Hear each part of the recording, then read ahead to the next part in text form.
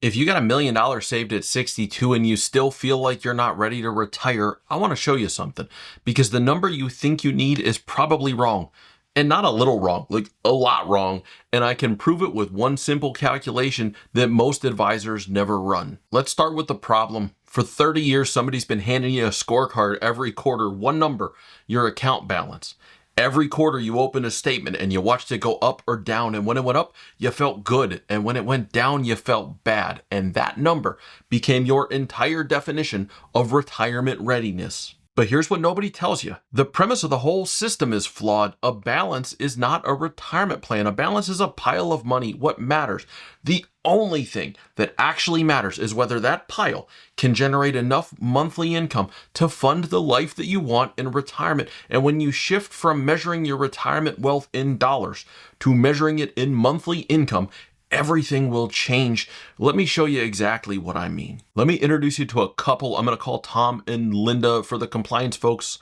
Hypothetical situation, as always. They're 62. Everything is paid off. The house, the cars. They have no debt of any kind. They've done the work to figure out what retirement will actually cost them. And they know that they need $7,000 a month net. They need $7,000 to flow into the checking account to make it all work. That's what it costs for them to live the life that they want. And so here's the question. Do they have enough? If you're watching the wrong scoreboard, here's what you might do. You look at the $1 million balance, you run a 4% withdrawal rate, you get a little over $3,300 a month from the portfolio, you compare it to the $7,000 that they need, and you go like, oh, they're short. They got to keep working. But here's where that whole calculation falls apart, because before you touch that portfolio, before you go anywhere near calculating a withdrawal rate, you have to ask the most important question first. How much of that $7,000 a month actually needs to come from their savings? Let's do some math. They've both worked for 35 years. Tom's going to collect $2,800 a month from Social Security. Linda will collect $2,200 a month combined. That's $5,000 a month every month for life from Social Security. Now, $7,000 was needed. Roughly $5,000 is already coming in. What's the gap their portfolio needs to fill? It's $2,000 a month. It's not $7,000. It's not $5,000. It's $2,000. Now, I've for sure told you a couple thousand times in all of my videos that the 4% rule is junk, but it'll tell you if you're barking up the right tree. Just don't use it as your actual retirement plan. So that being said, let's see if we're in the right ballpark now. At a 4% withdrawal rate on $1 million portfolio, they can generate $3,300 and change dollars per month, which means they have a $1,300+ a month buffer that they didn't know actually existed. Their real withdrawal rate, the real one, not the pretend one, is around 2.4%. Now, 2.4% is so conservative that any advisor who's been doing this for more than like 3 days can tell you that you should spend more money than that. What they thought was that they had to fill a $7,000 a month hole. They've been measuring their retirement readiness on the wrong scoreboard for their entire lives. They thought their savings had to do all of the heavy lifting. They forgot about the other engine they've been building for 30 years. All of that money that leaked out of their paycheck and went to Social Security, it's about to start to get some payback from that money. Now, I want to take this one level deeper to really show you what it adds up to, because I'm going to show you something about the Social Security benefit that I almost never see discussed, not by advisors, not in YouTube videos, not anywhere. Most people think about Social Security as a monthly check, which it is. But I want you to think about it differently here for just a minute in this video. What if I told you that Social Security is also an asset, a massive asset, one that could show up right next to your 401k when you're calculating your actual retirement wealth? Most people would never think of it this way, and they certainly have no idea what it's worth. Here's the math to show you. This is called a present value calculation, and it's a way to measure from cash flow what something's effectively really worth in true dollars. Tom and Linda's combined Social Security is $5,000 a month. That's $60,000 a year. If we assume a 25-year retirement, which is reasonable for a healthy couple at 62 years old, and then we discount those future dollars back to today's value at, say, 4%, the present value of their joint Social Security benefit is approximately $937,000. Let me put that in a different way. To generate the kind of income that would spin off $60,000 a year for a 25-year window, you would need a pool of money of about $937,000 extra dollars. And they've already got that. in the form of their Social Security. They just don't think of it that way. Tom and Linda walked in thinking they had $1 million, but when you count the Social Security the way you'd count a pension or another asset capable of spinning off that kind of cash, an asset with a real present value, the actual retirement picture looks much closer to like $2 million of effective retirement assets. And they were still chasing, thinking they needed more, when in reality, the race was already over. They won the race. They just didn't know it.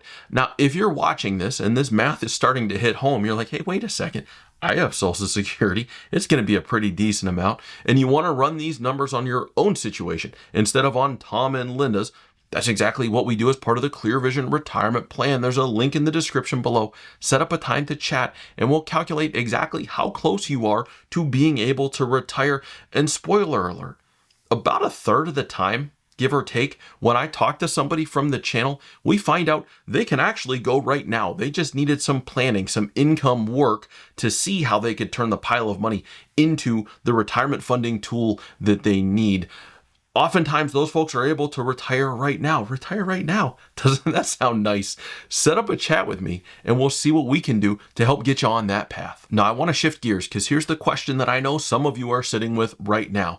If this is true and math is math, and I'm not making this up, why has nobody ever run this calculation with me? And I'm going to give you my opinion of what I think it is. The financial industry, and I say this as someone who works inside the financial industry, is largely built around managing the balance, the big portfolio, and they want to keep that number going. Most advisor fees are tied to how much money they manage. The incentive in that model is to keep you focused on growing the pile of money and like, just keep it here. We'll keep working on it. You're doing a great job. Because if you come in and run this math and realize that you're already there with a 2.4% withdrawal rate and you decide you want to retire, you might not need their investment management anymore. And so oftentimes when you tell your advisor you think you want to work a few more years, all while stacking up more money, they're all too happy to oblige and tell you how smart you are to really keep going after it. Now, I don't have a tinfoil hat. I'm not saying it's a conspiracy, but I am saying the incentive to keep you anxious about the balance is real. And it's one reason so many responsible savers arrive at 62 with a paid off house and good Social Security and money, maybe $1 million in a portfolio, and they still feel behind because nobody's really explained it to them the way that they should. The second reason, I think, is this. You've been watching the same scoreboard for 30 years. That number, like I said earlier, when it goes up, you feel good. When it goes down, you feel behind. And nobody ever pointed you to a different number. Nobody ever said like, hey, let's pause for a second and remember that the point was never just to pile up money.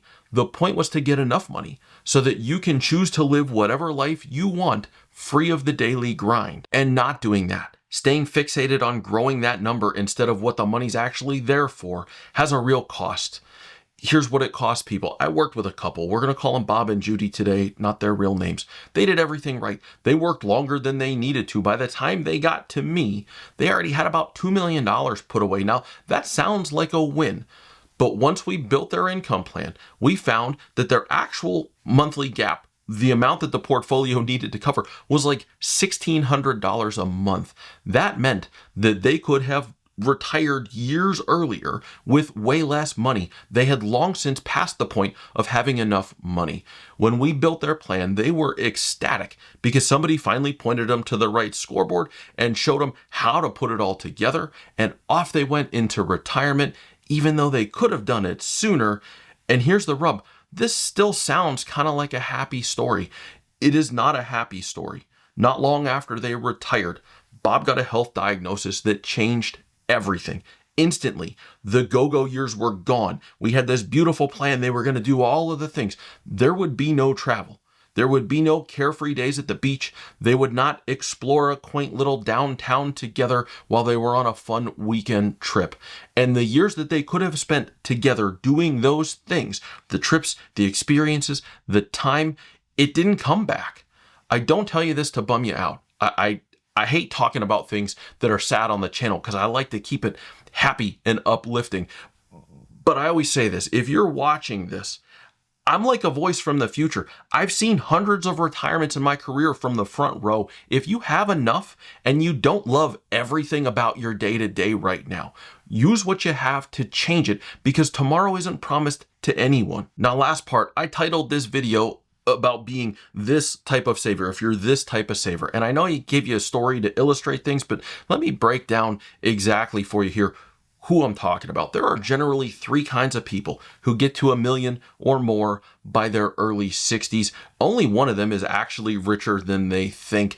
Type number one is what I call the wrong account millionaire. They might have $1 million, but it's all sitting in pre-tax accounts, a 401k and IRA. And so in reality, after taxes, that number's closer to $600,000, $650,000, $700,000. That can be a real challenge. And there's a conversation to have there, but it's a different one. They need an income strategy, a Roth conversion strategy. They need to see if they actually have enough. They don't get a permission slip to retire just yet. There's still some work to do. It doesn't mean they can't retire, but they've painted themselves into a corner a bit with the tax man, and they need a good plan or a good planner to help them out of it. Type number two is what we're going to call the underfunded saver. They got $1 million, but they spend like $15,000 or $20,000 a month in real life. And so Social Security is a great income source, but it's not going to cover that much of a $20,000 a month hole. These folks often have great income, but they consume a lot of it. They live a really good life, but their income gap, if they retired now, would be massive. And so while they may have $1 million,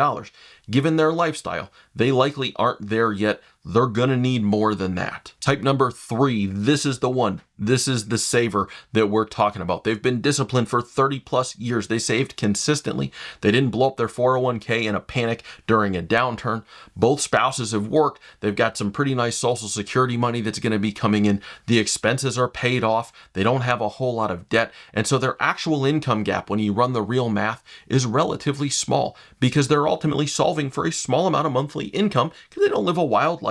They're just living a normal life, and they don't have a whole lot of bills, and so they can enjoy themselves on $5,000, $6,000, $7,000, $8,000 a month.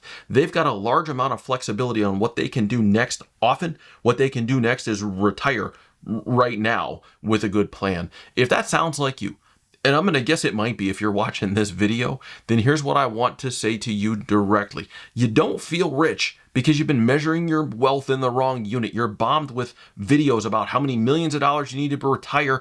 That's not what retirement is. Switch the lens that you're looking at it with. It's not about an account balance. It's about how much income you can produce to cover the lifestyle that you want. Here's the thing I find about running a retirement race. You've had your head down for 30 plus years, focused on the number, putting away money so that you would be prepared. You've been watching the balance and trying to stay away from whatever scary headline came next. You've been too busy chasing the rabbit for 30 plus years to realize that you've already won the race. And if you want a little bit more info on exactly how to build that retirement paycheck, how to turn the pile of money into a retirement paycheck to fund what you want, I got a video for you. It's excellent. I'm going to put it right over here, and I'll see you on the other side.